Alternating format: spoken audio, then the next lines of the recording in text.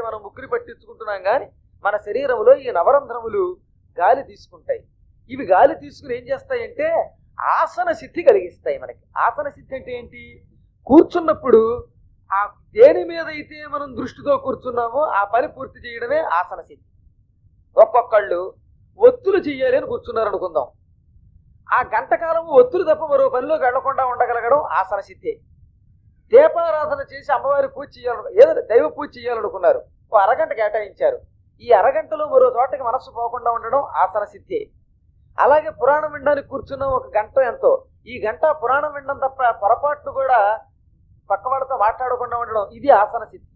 ఈ ఆసన సిద్ధి కలిగితే అటువంటి వాడు తప్పనిసరిగా భగవంతుని యొక్క సాక్షాత్కారం పొందుతాడు. దైవ సాక్షాత్కారం ఎవరికి వస్తుందంటే యో ఆసన సిద్ధిం లభేత్ అన్నాడు. ఎవరైతే ఆసన సిద్ధి పొందుతారో అంటే కూర్చున్న పనిలోంచి కదలకుండా దాని మీద దృష్టి నిలపగలుగుతారో